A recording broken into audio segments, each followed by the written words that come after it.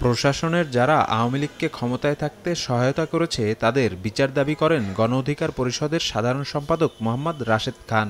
তারা বর্তমান সরকারের প্রশাসনেও ঘাপটি মেরে লুকিয়ে আছে বলে দাবি করেন তিনি।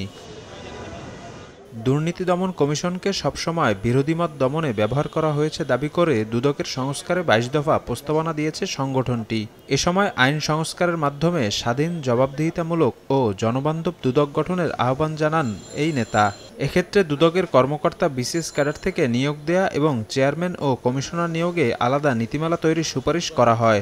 বুধবার বিকেলে দুদক সংস্কার কমিশনের কাছে প্রস্তাবনা জমা দেয়া শেষে সময় টিভির মুখোমুখি হন রাশেদ খান।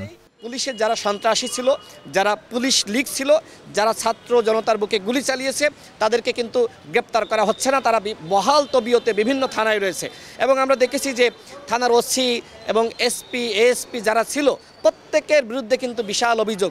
প্রত্যেক ওসির দেখেন যে ৩-৪টা বাড়ি, হাজার হাজার কোটি টাকার মালিক কোনো পুলিশের কর্মকর্তা। প্রতি জেলায় দুর্নীতি বিরোধী নাগরিক কমিটি গঠনের প্রস্তাব করেন গণ অধিকার পরিষদের এই নেতা। আওয়ামী লীগের নেতাকর্মী এবং দুর্নীতিবাজরা আগামী নির্বাচনে অংশ নিতে পারবে না উল্লেখ করে এ ব্যাপারে পদক্ষেপ নিতে সরকারের প্রতি আহ্বান জানান তিনি। দুদককে সবসময় আমরা দেখেছি যে সরকারি ক্ষমতা এসেছে তাদের দলীয় প্রতিষ্ঠান হিসেবে ব্যবহার করেছে। দুদককে একটি প্রকৃত স্বাধীন, জবাবদিহিতামূলক ও জনবান্ধব প্রতিষ্ঠান হিসেবে গড়ে তুলতে হবে এবং দুদকের কর্মকর্তা নিয়োগের ক্ষেত্রে অবশ্যই বিসিএস থেকে স্বতন্ত্র ক্যাডারের মাধ্যমে দুদকের কর্মকর্তাদেরকে নিয়োগ দিতে হবে।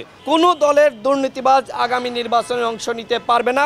এ পর্যন্ত শতাধিক ব্যক্তি ও সংগঠন সংস্কারের প্রস্তাবনা দিয়েছে বলে দুদক সংস্কার কমিশন সূত্রে জানা গেছে। শফিক মুন্সি, সময় সংবাদ, ঢাকা।